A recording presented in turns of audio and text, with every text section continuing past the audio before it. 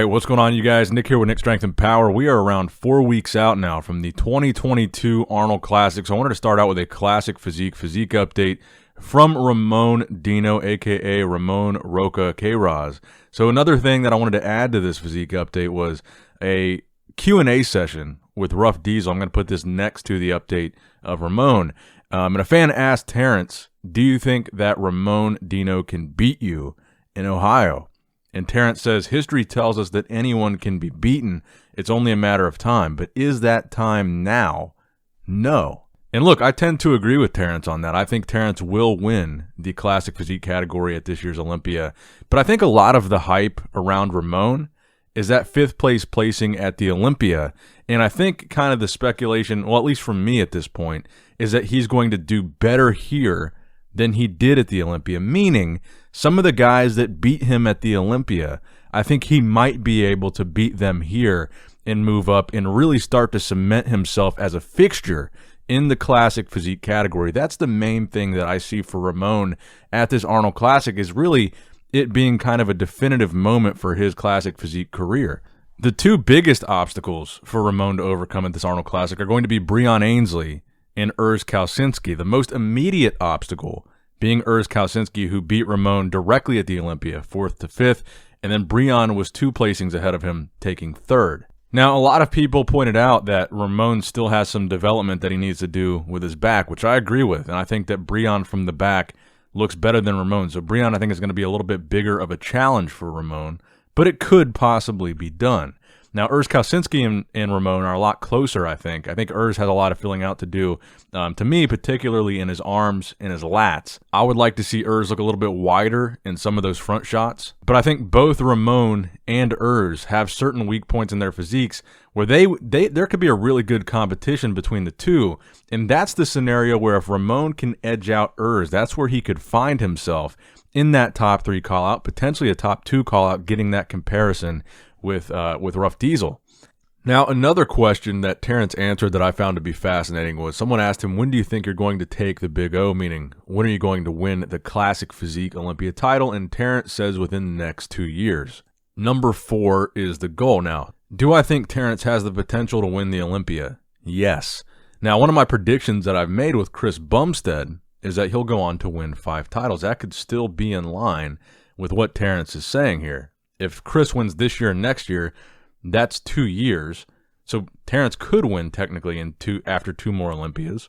But I really do feel like Bumstead will get 5. Do I think Bumstead is unbeatable? I actually don't. I'm a huge fan of Chris Bumstead. For years, people have called me a Chris Bumstead fanboy. But, you know, over the past couple years specifically, we've seen so much incredible talent coming up in classic physique. This division has grown so much in such a short amount of time that, yeah, when Chris was coming up and when he won that first title, I think he was the best physique in classic physique, period, at that time. There was no one even close to him at that time. He was really like the model for what classic physique is about. But now we got to be honest, we're seeing some really, really talented guys come up in classic to where I think the standard could change for what makes a good classic physique. And as far as Terrence winning,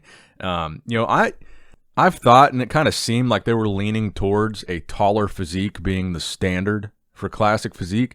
But I actually think Terrence, I think it's really like apples and oranges. Terrence is such a different physique than Chris, but Terrence brings something so unique to the table, but so perfectly unique for classic physique. His posing and his presentation, I think whether he's short or tall, that doesn't matter. The way he presents his physique and the way he poses is what classic physique is all about, not to mention the classic structure that he has. And I honestly think it was a lot closer between Terrence and Chris than people realize, especially this past year. So, to answer that question myself, do I think Terrence could win it? Yes, I do. And I'm curious to see what you guys think in the comment section down below. And now, a word from our sponsors over at the Arnold Classic. I think that every bodybuilder has something unique, especially the bodybuilders today. I mean, wow, they are big.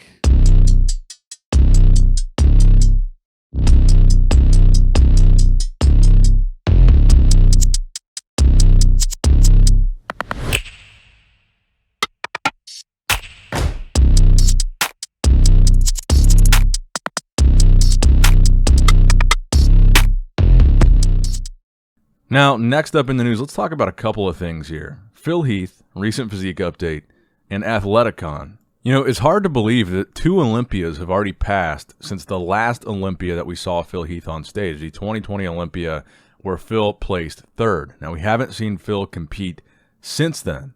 Now, Phil posted this physique update. He says it is recent. He says it was filmed that night for his YouTube channel. And he's looking a lot more like the Phil that we're used to seeing. Round, full, and, you know, almost full size. And we know that earlier in the year, Phil battled with the virus. He was hospitalized with it. He lost a bunch of weight. I believe he got down to like 225. And that kind of set him back physique-wise. And he looked downsized. He looked smaller. But was that all simply a result of that health struggle and not something that was done intentionally? Now, obviously, we know he lost the weight because of that health battle, so we know that part wasn't intentional. But was he, after that, trying to keep it off? And that brings about the question of, will we see Phil ever compete again? Now, Phil, before we get to that, Phil also replied to a comment, and people were tagging me in this, so I thought this was kind of cool. So someone said, I guess someone did an impression of me, said, hey, what's going on, you guys? All right, what's going on, you guys? This is Nick from Nick Strength and Power, and I've got a couple of interesting stories for you guys today. First story, Phil Heath looking good AF. And let me give a shout out to who Lastel Nessen is the guy that tagged me in that comment. Then Phil responded and said, y'all got him down, haha, nice, should I send Nick some pics? Then the guy that tagged me goes on to ask, should Phil send me some pics? Anyway, the question that I have is, if Phil's talking about physique pics, progress pictures, would that suggest that he's getting back into the mode of getting ready for a show? Which brings me to Athleticon. I want to talk about Athleticon here because, as you guys know, Phil is signed to, I don't know if he's still signed to, but I know he still works with Danny Garcia's production company. Now, Athleticon was a show in an expo that was supposed to be put on in conjunction with The Rock and Danny Garcia. So a lot of the speculation back then was that that was going to be Phil's big return to the stage, Athleticon. So the original Athleticon was announced in 2019, and it was scheduled for October of 2020. That was the original schedule. I believe it was the 9th through the 11th. Now, obviously, that got, you know, pretty much destroyed by the pandemic. Now, if you guys remember, if you were subscribed to my channel back then in 2019/2020, before it was announced that it was canceled and postponed, Athleticon was a huge topic of conversation. It was supposed to be a bigger expo than the Arnold. They were going to have this Icon World Classic IFBB contest. They wanted to be bigger than the Olympia. They wanted it to just be this massive thing. But there was, unfortunately, a heavy focus on the expo, having all these crazy events, bringing together all these different aspects of health and fitness and sports and bodybuilding. And I think they were going to have UFC there. And it was going to be this massive in-person spectacle, which is the opposite of the direction the world ended up going with the pandemic. So then the most recent official update that we had was that it was going to be pushed to April of 2022. Now, that's just months away.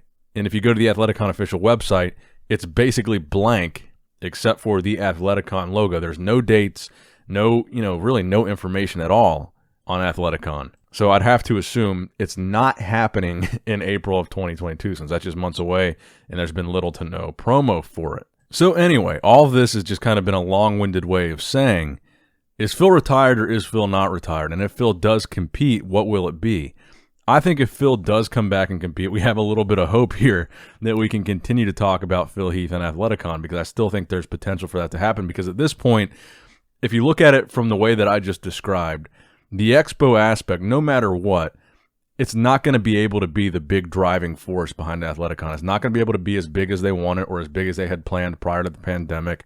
So if they want the show itself, the bodybuilding contest itself, to be successful, they need big stars like Phil Heath at that show. So if that show still happens, I really strongly feel that Phil is going to compete in that show. Now, I guess the other side of that is it also possible that Phil is not going to compete ever again? He's downsizing, he's retiring, whatever, and that all plans for Athleticon are scrapped. That's possible too, but man, I kind of miss the golden days of constantly wondering, what will this Athleticon be? How big of a show could this be?